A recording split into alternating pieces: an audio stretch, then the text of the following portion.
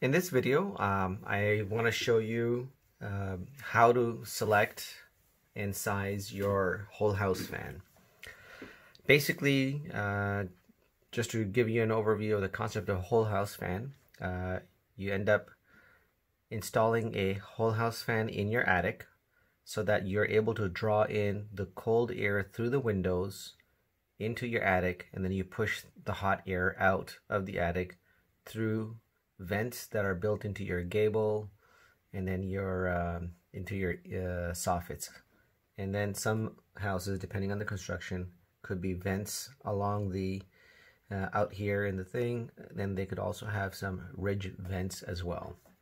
So the concept is to crack open your windows and then turn the fan on, which then draws the hot, the cool air from outside into the house through the fan into your attic, and then pushes the hot air of the attic out into the environment. So this helps not only cool down your attic space as well, but it also helps cool down the house, and you don't have to run air conditioning. Obviously, the whole house fan can only be used if the outside air is cool enough for you to be able to enjoy it and not have to run your air conditioning. So that's for the concept. There are two styles that you can have. You could do a central system where you have a single fan, or you could have zoned areas where you have multiple fans, and then you have, let's say this is your master bedroom. When you turn on your whole house fan for the master bedroom, you crack the windows. This will draw the air out of this bedroom into the attic and out.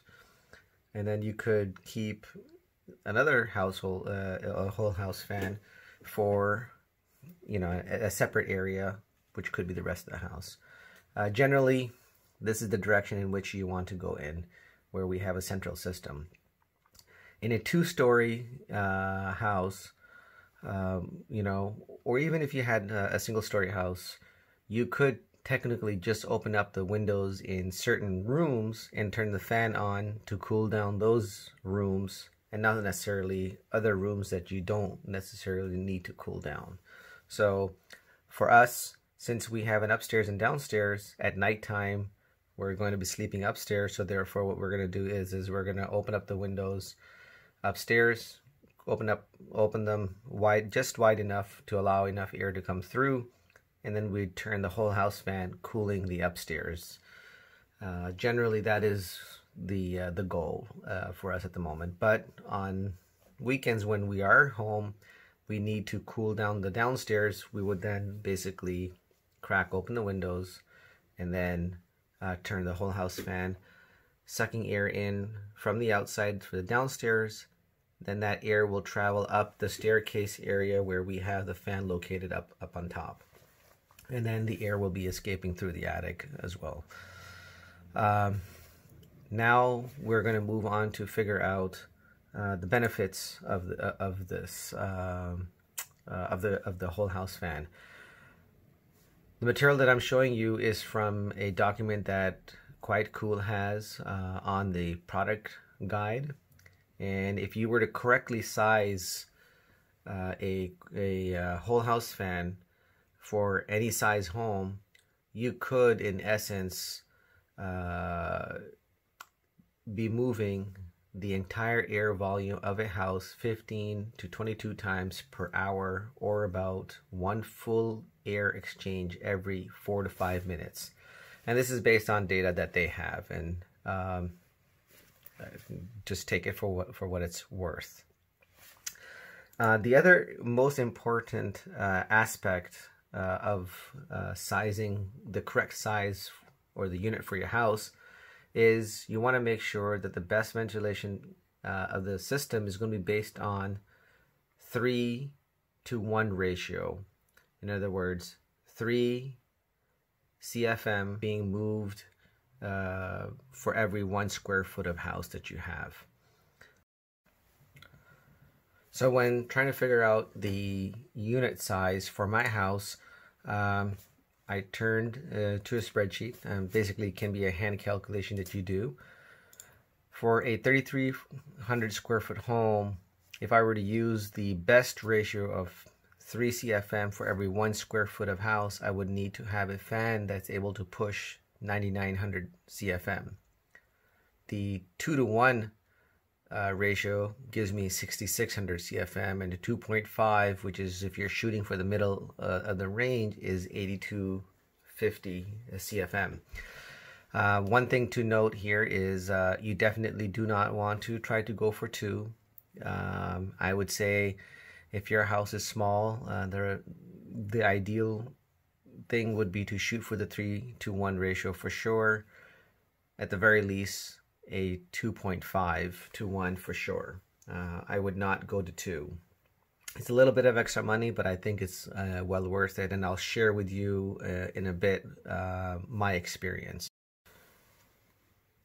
When we were sizing the fan for a house, the largest fan that Quiet Cool had was the CL7000, which pushes 7,000 CFM, which gives us a ratio of 2.1 to 1.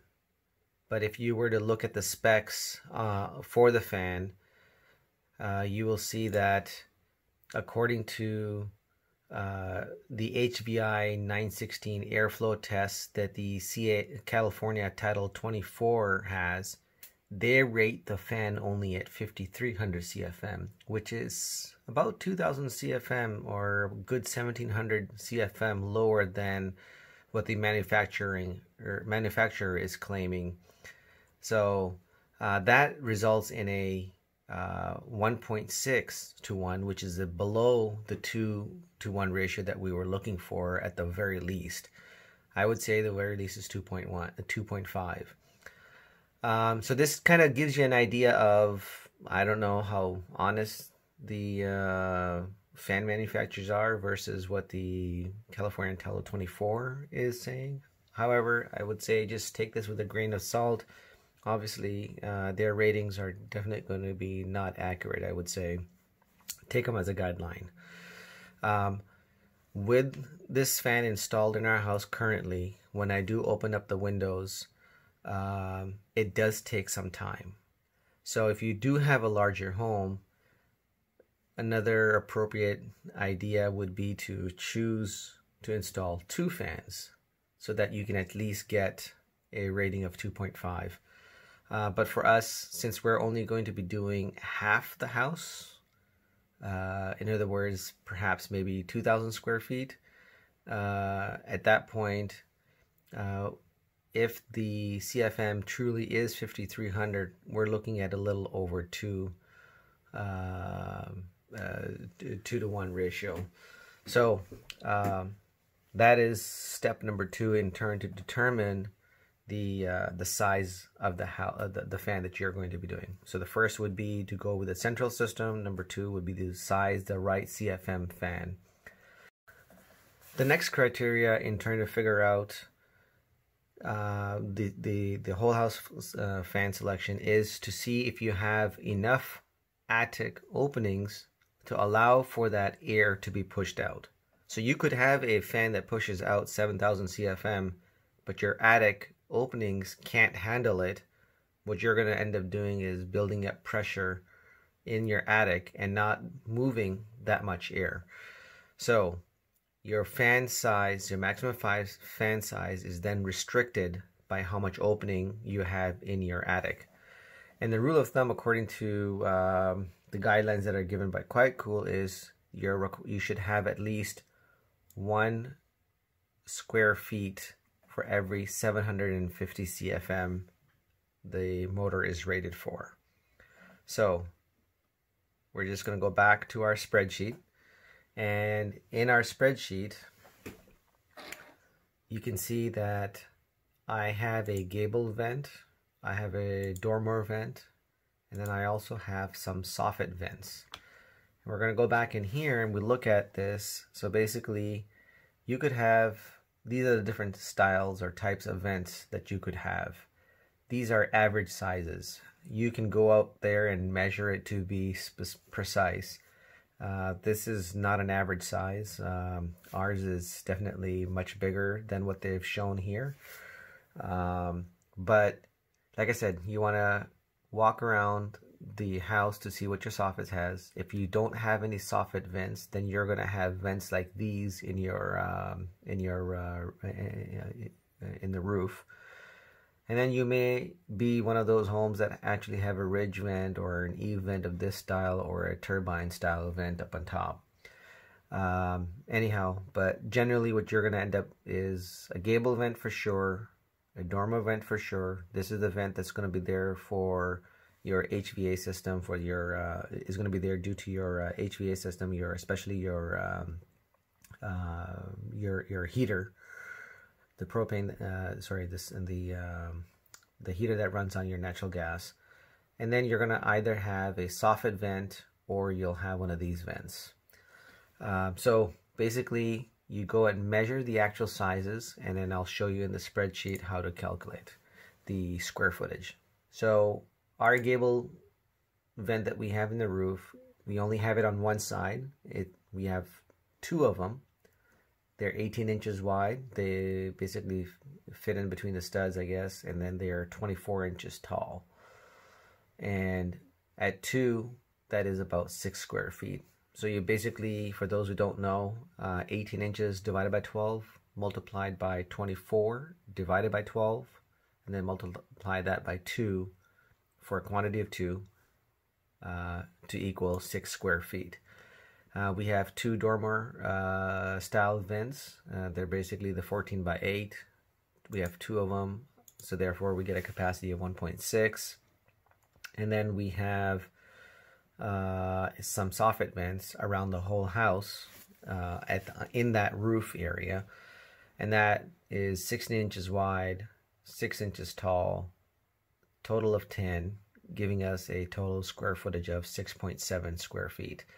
So if we add all 3 of these, we get 14.2 square feet. That's available for us to vent the air out of our attic. The 7,000 CFM fan, if you divide that by 750 CFM for every 1 foot, we find out that the minimum required is 9.33. However, if according to the Title 24, if the fan is only rated for 5,300 and we divide by 750 CFM for every 1 square foot of vent, we then only need 7, and I have twice as much. So therefore, it's okay for me to be able to get the largest fan possible to fit into my attic. In fact, if truly it is 5,300 and I were to go to 2 smaller units, which is another option, which I didn't think of at that time, I would have had enough ventilation in my attic to take care of both of those fans.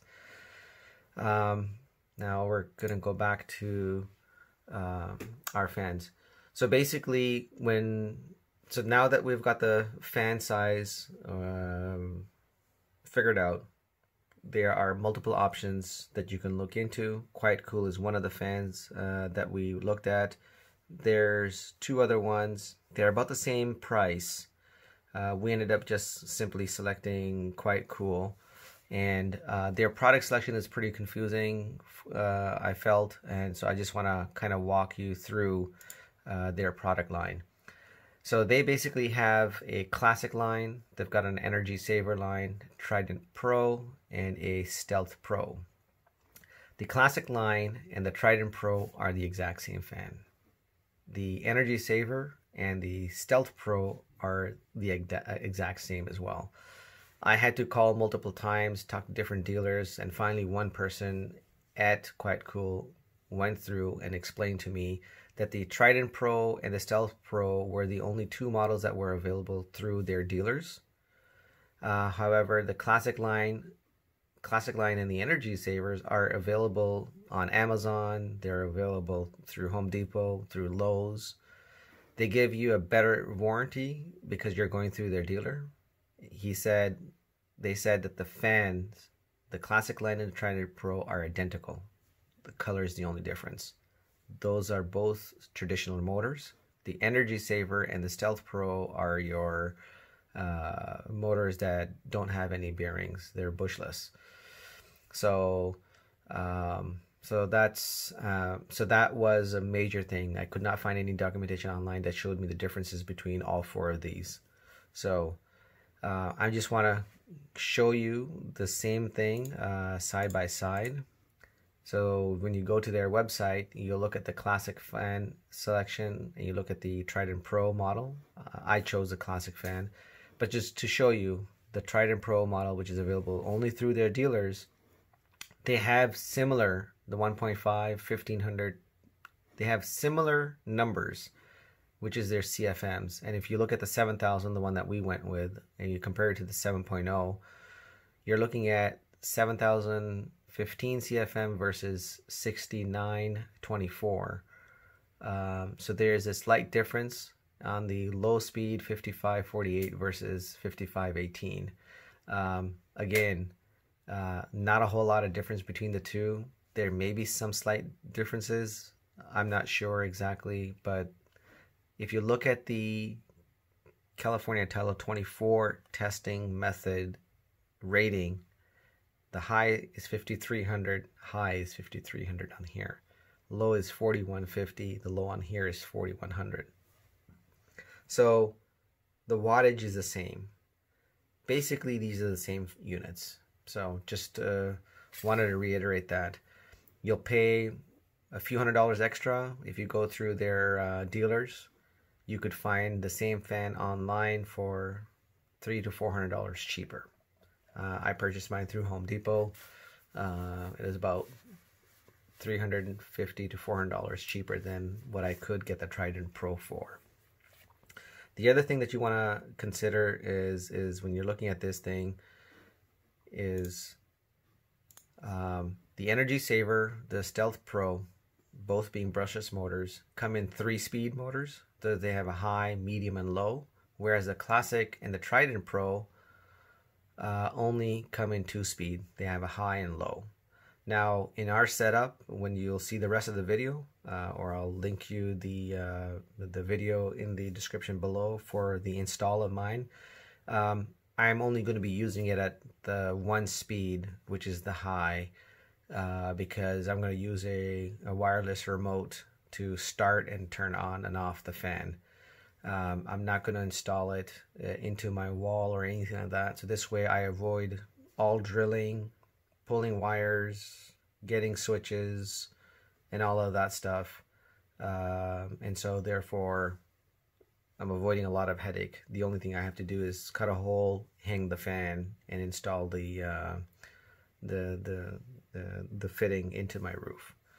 So I think those are about, I think this is about it in terms of the items that need to be covered when you're trying to figure out what product and how to size the proper fan for your square footage of home. Let me know if there are any questions that you have. Post them down below. I'll do my best to answer them. I'm not affiliated with Quite Cool, nor are they supporting me in any way. It's just an option that I ended up going with.